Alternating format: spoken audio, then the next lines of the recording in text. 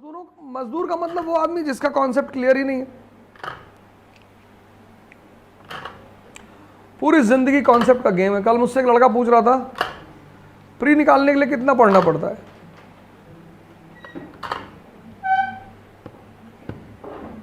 सौ क्वेश्चन में सिर्फ 60 क्वेश्चन करने होते हैं बस। 120 40 वो क्वेश्चन है जो आपको करना ही नहीं है, करना ही नहीं है। वो 60 क्वेश्चन जो आदमी निकाल लेगा कि कौन सा नहीं करना है, वो मेंस लिखेगा। और यूपीएससी क्वेश्चंस को ऐसे सेट करती है कि हर दूसरे क्वेश्चन के बाद, तीसरे क्वेश्चन के बाद या तो बहुत टफ क्वेश्चन डाल देगी या बहुत इजी डाल देगी। पहला क्वेश्चन आपको आता है, दूसरा आता है, तीसरे में आप फंस गए, रुक गए आप वहां पे, दिमाग उलझा। फिर 10वें क्वेश्चन पे आप फंस गए, फिर आप 12वें क्वेश्चन पे फंस गए। तो अगर 10 बार आप उलझ गए, आपका पेपर गया। क्योंकि मन की एक आदत है, उसको जो आता है उस पर वो खुश नहीं होगा, जो नहीं आता है उस पर वो दुखी हो जाएगा। और यूपीएससी ऐसा बनाएगी क्वेश्चन कि तुम्हें लगेगा कि 2 ऑप्शनल एकदम सही हैं, तीसरे चौथे में तुम्हें डाउट हो जाएगा। वो डाउट करवाती इसीलिए है कि तुम उसी डाउट में उलझे रहो, और जो ज्यादा उलझा रह गया वो गेम से बाहर हो गया। एक बार तुम्हारा दिमाग उलझा, तुम गेम से बाहर। इसलिए तो प्रैक्टिस का बड़ा इंपॉर्टेंस है।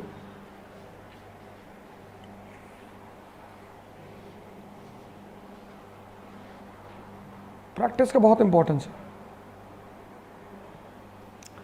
दिमाग उलझने के बाद क्या होता है कि जो आते हुए क्वेश्चन है उसमें गलती हो जाती है।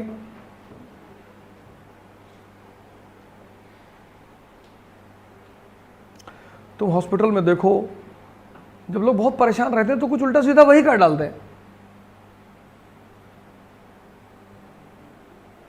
तो यूपीएससी का मानना है सिविल सर्विस का कि आदमी का दिमाग को उलझा दो किसी भी तरह से, और 90% उलझते हैं। मतलब ऐसा है ही नहीं कि ना उलझे, बहुत। लिंकन का दिमाग है, अंबेडकर का दिमाग है, तो मैं मानता हूं कि बड़ा सुप्रीम दिमाग रहा होगा, मतलब एक अजीब सा दिमाग रहा होगा।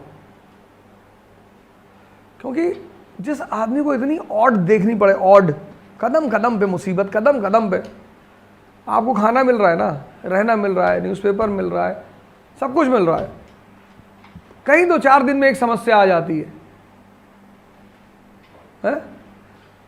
10 दिन में, 20 दिन में, 50 दिन में कोई एक समस्या आ जाती है, लेकिन आपको वो एक समस्या हिला देती है।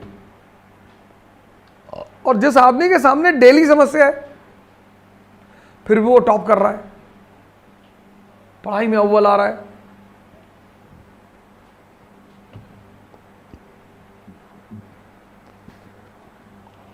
मैं कैंसर के पेशेंट से मिला, मुझे पता नहीं था कैंसर का पेशेंट है। तो वो स्कीइंग कर रहा था कश्मीर में। तो जिस तरह से वो कर रहा था ना, उस तरह से अच्छे केयर्स नहीं करते हैं।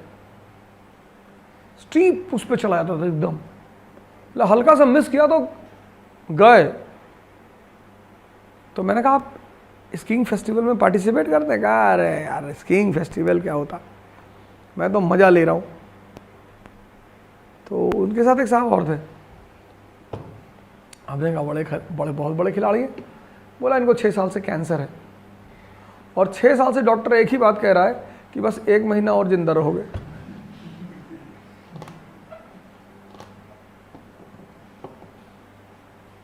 बोले वो लास्ट फेज आ ही नहीं रही है। इतना विल पावर उस आदमी ने अपनी स्ट्रांग कर रखी है कि वो लास्ट फेज आ ही नहीं रही है। कैंसर का लास्ट फेज है अनकंट्रोल्ड सेल डिवीजन, मतलब उस पर फिर कीमो भी काम नहीं करती, फिर सारे मल्टी ऑर्गन फेलियर आते हैं, आदमी मर जाता है। कीमो में आदमी को कोबरे का जहर दिया जाता है। कोबरा का जो जहर होता है वो कीमो में दिया जाता है, इसलिए आदमी का पूरी बॉडी काला पड़ जाती कीमो के बाद।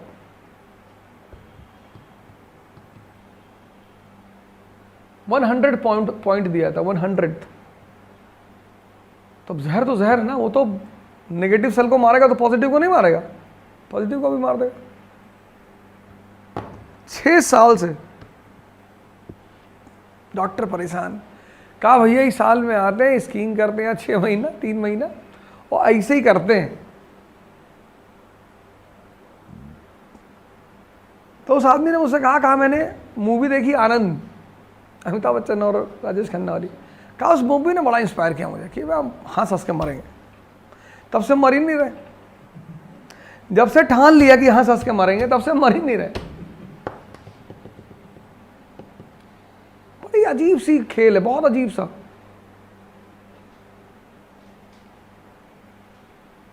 बहुत अजीब सा खेल है।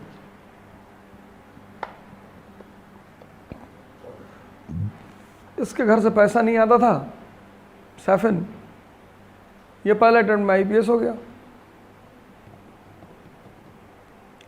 जिनके माँ बाप ने दिल्ली में नौकर रख रखे हैं, गाड़ियां रख रखी, 2 नौकर, एक नौकर भैया का बैग उठा के कोचिंग आता है और दूसरा भैया का कपड़ा धोता है कमरे पे।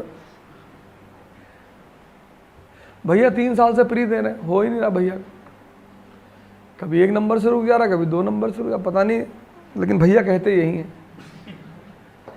कि सर पॉइंट 1 से नहीं हुआ।